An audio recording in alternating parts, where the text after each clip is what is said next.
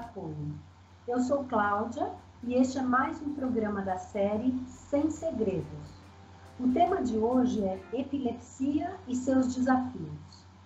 Tenho a honra de lhes apresentar como nossa convidada de hoje a doutora Laura Guilhoto, médica neurologista que fez toda a sua formação na USP, graduação, mestrado, doutorado, com pós-doutorado no Children's Hospital em Boston, trabalhando atualmente na própria USP e na Unifesp. E foi eleita como presidente de honra da Associação Brasileira de Epilepsia, a ABE. Doutora Laura, agradeço por ter reservado um pouco do seu tempo para essa conversa, que tem como objetivo auxiliar a esclarecer alguns pontos importantes sobre a epilepsia. Seja muito bem-vinda. Olá, Cláudia, é um prazer estar aqui com os ouvintes do canal da Apoio, e é muito importante nós falarmos sobre o tema, sobre a epilepsia, que ainda há muito desconhecimento nessa área e é extremamente benéfico divulgar o conhecimento e melhorar a condição de vida dessas pessoas. Perfeito. Eu vou começar com algumas perguntas. Quais são as causas da epilepsia, doutora Laura? A epilepsia é uma doença conhecida desde a antiguidade que diz respeito ao mau funcionamento elétrico dos neurônios no cérebro, que periodicamente apresentam descargas elétricas anormais e que podem dar sintomas clínicos, que são as crises epiléticas. A doença, ela tem tratamento e ela tem várias causas, entre elas, desde causas genéticas, causas adquiridas, por exemplo, traumatismo de crânio, quando se forma um hematoma, se forma uma lesão no cérebro, desde as causas congênitas, que são adquiridas, então, durante a gestação, que podem ser doenças infecciosas, como a toxoplasmose, citomegalovirose, rubéola, entre outras. Também é possível que o indivíduo tenha uma tendência genética a ter crises epiléticas, e isso só pode ser, então, descoberto com a evolução, a história clínica e, muitas vezes, alguns exames de apoio.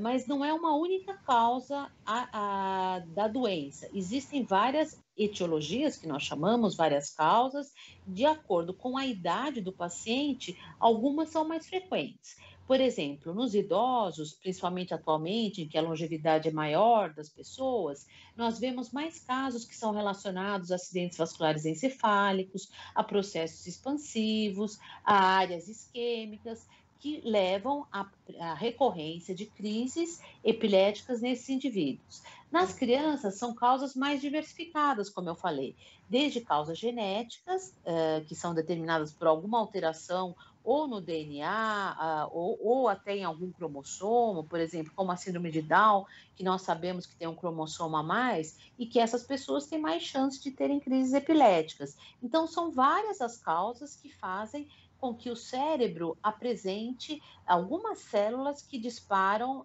de uma forma anormal de tempos em tempos. E esses disparos anormais levam, então, à ocorrência de crises epiléticas que, de acordo com o local do cérebro onde essas descargas ocorram, vão apresentar sintomas diferenciados. Entendi. Aqui vem uma pergunta que eu acho interessante, que às vezes é meio confuso.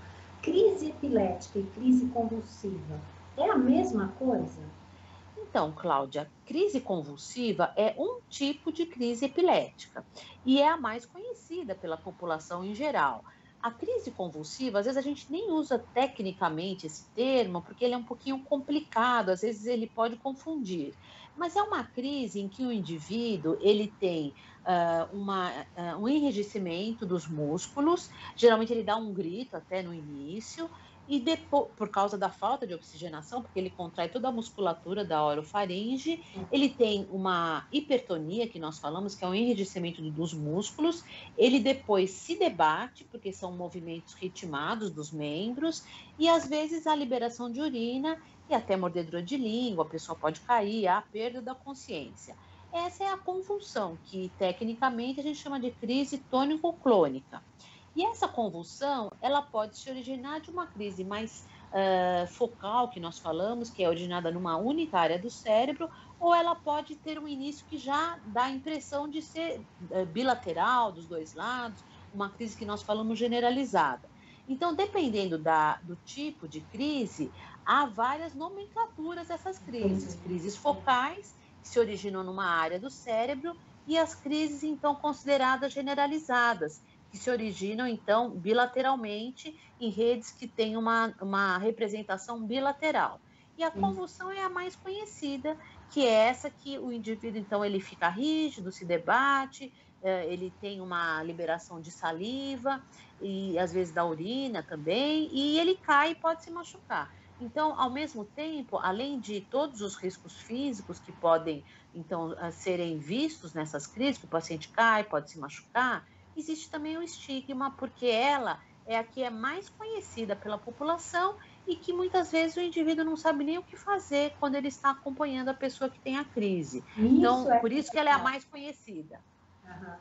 Então, essa pergunta você até já respondeu uma das perguntas que eu ia fazer, que é se existem tipos diferentes de crises epiléticas. Então, de fato, existem. Conforme você observa o enrijecimento de todos os músculos, ou se ela é bilateral, ou se ela é unilateral, enfim, se ela está movimentando todo o corpo ou só uma parte do corpo, quer dizer, são crises epiléticas que podem lhes dar, para os médicos, dicas, informações valiosas do que esse paciente de fato tem. Com certeza, Cláudia, porque, por exemplo, se a crise se originar numa área do cérebro que está relacionada, por exemplo, à visão, que é a região mais de trás da cabeça, a região posterior ao lobo occipital. Nessa área, as informações visuais, elas são recebidas, vamos dizer, ela vem desde a retina, passa pelas vias ópticas até chegar na região occipital. Se as descargas elétricas começarem nessa área, o indivíduo ele vai ter, então, sintomas visuais. Ele pode ver, então, algumas luzes coloridas, às vezes um pouquinho mais elaboradas, bolas, formas geométricas.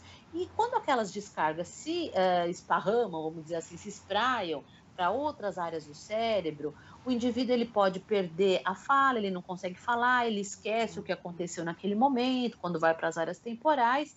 E depois, quando ela se torna bilateral, o indivíduo tem a convulsão, como eu falei, tem essa postura rígida, ele se debate e perde a consciência. Então, uma crise focal, ela pode seguir-se de uma crise tônico-clônica. E dependendo da área do cérebro em que ela se inicia, ela vai ter sintomas decorrentes daquela área. Muitas vezes, essa propagação é tão rápida que a pessoa não consegue nem explicar direitinho o que teve, principalmente crianças. Às vezes, a gente só pega a fase convulsiva, não pega o início da crise.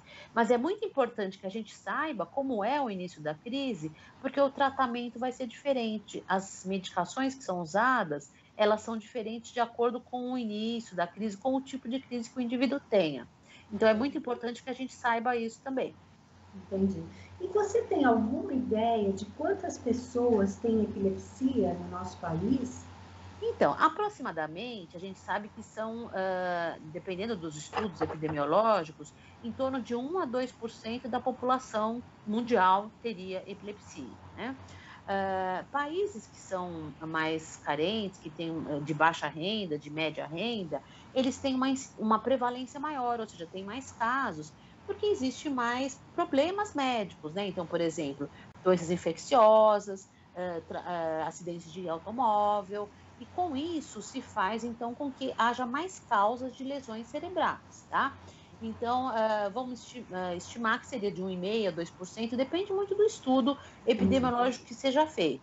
Então, no Brasil, nós temos 210 milhões de habitantes, se a gente considerar de 1,5% a 2%, é em torno de 3 a 4 milhões de pessoas. É uma população bastante grande. Se nós compararmos, é o tamanho da população do Uruguai, por exemplo, né?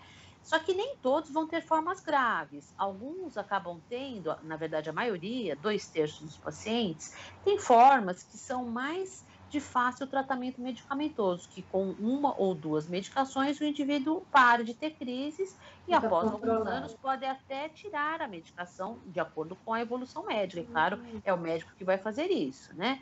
E tem outros que são aproximadamente 30%, 1/3 dos pacientes, tem a forma mais grave, que aí precisam de vários medicamentos, tem que ir para centros terciários, tem que fazer vários procedimentos, às vezes mais invasivos, alguns até são susceptíveis a fazer cirurgia de epilepsia, que está reservado a alguns casos, não são todos que são elegíveis, vamos dizer assim, que vão melhorar com a cirurgia, podem fazer dieta cetogênica, que é um tipo de tratamento baseado numa quantidade maior de gorduras do que de carboidratos, podem também usar estimulantes neurais. Então, aí é um grupo à parte, que geralmente vai para os especialistas em epilepsia, tá? Então, nem todo mundo vai ter uma evolução dessa forma. Então, vai depender muito da causa, da própria plasticidade cerebral, como o cérebro atua, uma série de outros fatores, às vezes até antecedentes familiares. Então, tudo isso está envolvido até na forma mais leve ou mais grave dessa doença. Infelizmente, ainda existe um pouco de preconceito em relação à epilepsia, né? Muitas pessoas ainda acreditam que a saliva, ela pode ser transmissível, ou seja, que a epilepsia é uma doença que pode ser transmitida através da saliva se eu tiver contato com essa secreção do paciente, não? Sim. Então, infelizmente, ainda existe esse tipo de preconceito, e é claro, as secreções todas, de uma forma geral, elas podem ser contagiosas, mas não da epilepsia. Você pode pegar um vírus, pode pegar alguma outra coisa que não esteja relacionada à epilepsia. Então, o pior é o preconceito em relação à pessoa em si, porque muitos não querem nem chegar perto da pessoa porque pensam que a doença em si, a epilepsia, possa ser contagiosa. E ela não é contagiosa de forma alguma. Ela, na verdade, é uma doença orgânica daquele indivíduo, que tanto pode ter uma causa adquirida, como eu disse, através de lesões cerebrais que ocorreram ao longo da vida dessa pessoa, como ela pode ter uma origem pré-natal, até de natureza genética. Em muitos casos, a gente nem descobre, às vezes, a causa, porque são formas que são consideradas de causa desconhecida, que a gente não consegue encontrar no momento, e é lógico, a genética vai mudando, as técnicas de diagnóstico, e conforme vai passando o tempo, às vezes alguns casos são elucidados e não eram no passado. Então, de modo algum, a epilepsia é contagiosa e o indivíduo não tem nenhum tipo de transmissão a partir da saliva. Isso aí é um estigma muito antigo e realmente ele é totalmente incorreto. Então, se eu presenciar uma crise epilética, como eu poderia ajudar o indivíduo que está em crise? Então, se for uma convulsão, como eu disse, que é a mais comum e que oferece mais risco, porque o indivíduo ele cai, ele se machuca, então o que se deve fazer é colocar o indivíduo, se ele tiver, por exemplo, numa posição muito incômoda, colocar ele deitado, com a cabeça elevada, porque um dos riscos durante a convulsão é que ele aspire o conteúdo do estômago. Ou seja, se o indivíduo tiver acabado de ingerir algum líquido, tiver se alimentado, aquele conteúdo do estômago, ele pode ir para as vias aéreas e ele pode aspirar esse conteúdo. Então, um dos maiores riscos é a aspiração durante a crise. Então, a gente tem que deixar o indivíduo com a cabeça elevada, de lado, né, de preferência, e aí esperar a crise, que ela geralmente dura alguns minutos, e proteger a cabeça para ver se ela não está se machucando, batendo em alguma quina ou em algum elemento que seja pontiagudo que possa machucar o indivíduo. Não adianta tentar dar, por exemplo, alguma coisa para a pessoa beber nessa hora, porque ela está inconsciente. Não adianta puxar a língua, por exemplo, também que é um outro mito. Muitas pessoas acham que a pessoa vai se sufocar com a língua, então tem que puxar a língua para fora. Isso está errado, porque a língua ela está presa no assoalho da boca, então ela não vai ser engolida. E se a pessoa tentar abrir a boca do indivíduo, como ele tem uma contração da musculatura, como eu falei no início, às vezes até tem um grito, assim, por causa daquele ar que é expelido, Às vezes, a abertura da boca pode fazer com que haja um machucado na mandíbula, uma lesão quando a pessoa puxa essa Abertura articulação forçada, né? e força na direção oposta e que não vai ser benéfico. E ainda por cima pode até machucar o indivíduo que está fazendo esse procedimento. Então, ele está contraindicado, o que tem que se esperar é que ela passe, né, a convulsão depois de alguns minutos, e o indivíduo, geralmente, ele fica bem confuso depois da crise, ele leva alguns minutos para retornar ao que ele era antes. Isso é natural, isso aí faz parte do quadro, nós chamamos que é uma fase pós-convulsiva, que tem confusão mental. Quando o indivíduo é a primeira crise, ou a pessoa não sabe exatamente o que está acontecendo, a gente sempre orienta que seja levado a um serviço de saúde, um pronto-socorro, para ver se teve alguma lesão, se a pessoa bateu a cabeça, se teve alguma coisa diferente que precisa ser contornada, tá? Agora, tem algumas pessoas que já têm, aquelas que eu disse que são 30% que têm as formas mais graves, que eles infelizmente têm crises frequentes. Então, muitas vezes eles acabam não indo ao hospital porque já estão acostumados por exemplo, se tiver um familiar por perto que conheça, que considere que a crise é semelhante às outras que a pessoa teve, muitas vezes ele não é levado ao hospital. Mas isso é claro nos casos crônicos, onde já se conhece o tipo de crise e sempre é orientado, se houver qualquer dúvida, tem que levar ao hospital. Tá? Então, se a pessoa não conhece o indivíduo, ou se a pessoa, por exemplo, fica em dúvida se ela realmente voltou ao normal, se tem alguma alteração, o indivíduo tem que ser levado ao hospital. Perfeito. Bom, aí entra o papel da associação. Eu acredito que todas essas orientações de como proceder numa crise, de como fazer um tratamento, apoiar esse indivíduo, ir atrás dos benefícios que ele pode ter na sociedade, como no SUS e etc., eu tenho a impressão que a própria associação auxilia esses pacientes. Então, eu queria que você falasse um pouquinho desse trabalho. Então, a Associação Brasileira de Epilepsia, ela foi fundada em 1987 por um professor de neurociências, o professor Esper Cavalheiro, da Unifesp, que ele percebeu que, apesar de um grande avanço científico nessa área, existia ainda uma dificuldade no empoderamento dessas pessoas e, na verdade, na comunicação dos direitos e deles serem reconhecidos na sociedade. Então, existem duas associações internacionais, a International League Against Epilepsy, que é uma organização técnica, e existe o International Bureau for Epilepsy, que é uma organização ligada à primeira, mas ela diz mais respeito aos aspectos sociais do indivíduo. Então, a Associação Brasileira de Epilepsia, ela é o capítulo oficial dessa segunda associação, International Bureau for Epilepsy. Tá? Então, na verdade, nós nos reportamos a eles em relação às campanhas que são feitas de conscientização, as mesmas campanhas internacionais nós representamos, fazemos divulgação.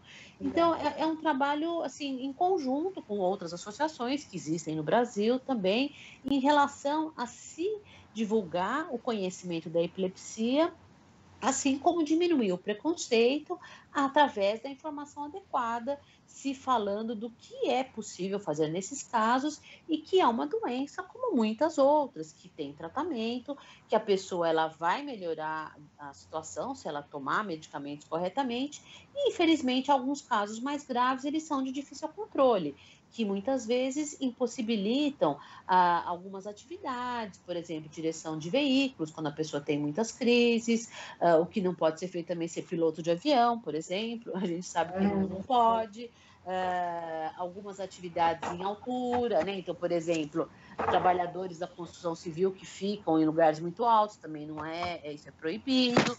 Então, na verdade, são algumas atividades que são de risco para eles. Não que eles não sejam competentes, é que eles podem colocar a vida deles em risco e de outras pessoas também.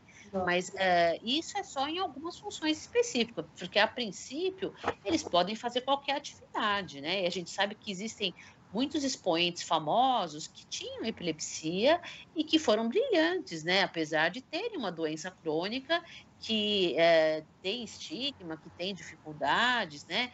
Então, existe alguns escritores, o Flaubert, o Dostoiévski, o próprio Machado de Assis, né, o nosso quase um herói, vamos dizer assim, aqui no Brasil, ele tinha epilepsia, então era bastante descrito, até em alguns textos da Academia Brasileira de Letras, que ele tinha crises no meio dos outros colegas, eles reconheciam que era uma convulsão, e nem por isso ele deixou de ser brilhante, né? Então, a gente sabe que as pessoas com epilepsia podem ter dificuldades, lógico, em algumas áreas, mas muitas delas têm a capacidade intelectual, a maioria, na verdade, preservada e não vão ter, então, comprometimentos maiores da inteligência, das outras funções diárias, da vida diária, né?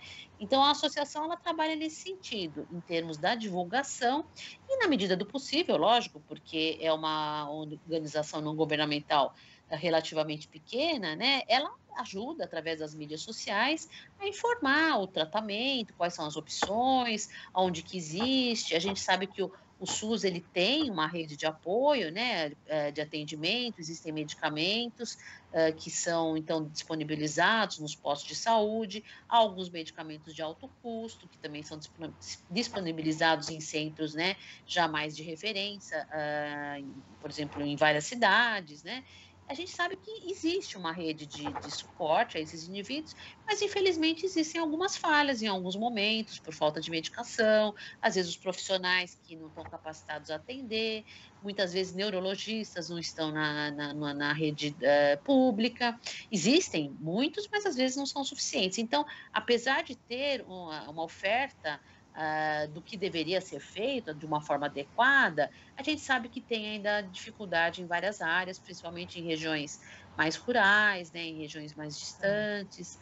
Isso, e mesmo em São Paulo, a gente tem alguns problemas em alguns bairros, né? Então, o importante é divulgar, saber que existe tratamento, existem cursos de capacitação para os médicos, principalmente na Liga Brasileira de Epilepsia, que, como eu disse, é a irmã, né, da Associação Brasileira de Epilepsia, que faz a parte técnica de capacitação dos profissionais, e a associação, ela acaba divulgando aos pacientes para poderem, as pessoas interessadas, familiares, a diminuir o preconceito e a entender um pouco mais essa condição, para que as pessoas tenham um acesso ao tratamento e também uma aceitação melhor na sociedade. Nossa, muito, muito obrigada, doutora Laura. Essas informações que você deu são muito ricas e eu tenho certeza que as pessoas que estão nos ouvindo, elas vão aproveitar a informação. Algumas pessoas vão até sugerir para conhecidos de participarem dos grupos da associação, de irem até lá e vão conhecer um pouco mais a doença, vão tirar esse estigma tão ruim que existe em cima da epilepsia, né? Sim, sim. E assim, as mídias sociais, nesse sentido, elas são muito benéficas, né, para divulgar a informação. Então, a gente já utilizava as mídias mesmo antes da pandemia, e as atividades presenciais eram feitas uma vez por mês, né? A gente geralmente usava alguns anfiteatros de apoio, né, dos hospitais em que a gente trabalha, mas assim, a gente percebeu que a distância funciona muito bem também, né? Então, existem lives, né? Então, seminários para os pacientes, através de profissionais que são capacitados nessa área. Existe uma série de atividades que, mesmo do ponto de vista remoto, elas podem ser esclarecedoras e ajudar muitas pessoas, né? E o São que se atividades que comenta estão muitas vezes apoiando esses pacientes. isso, é. E muitas vezes quem dá esse apoio, né, a nossa equipe, percebe que às vezes a pessoa ela só quer conversar, ela quer trocar uma ideia. Na verdade, assim, não é nem tanto a capacitação técnica, vamos dizer assim, é mais elas O dividir apoio uma ideia, psicológico um mesmo, né? acolhimento mesmo psicológico, que ela quer dividir uma opinião com a pessoa, ela quer um ombro para conversar, né? Então, é lógico, a gente não pode apoiar todos, porque o Brasil é muito grande, mas na medida do possível, são todos voluntários, as pessoas que trabalham, de uma forma geral, a gente consegue dar alguma assistência na medida do possível, né? Conforme as perguntas vão chegando. Muito bom, muito, muito obrigada mesmo pela sua participação. Eu espero que você, ouvinte do programa Sem Segredos, tenha gostado desse bate-papo. E se ainda não está inscrito no canal do Apoio, inscreva-se e curta o podcast. Acesse também o site apoiosaudebemestar.com.br e saiba mais sobre as nossas ações sociais. Até breve, pessoal. Muito obrigada, doutora Laura. Obrigada a vocês do canal da Apoio. Foi um prazer conversar sobre esse tema tão importante. Muito obrigada, Cláudia. Até logo.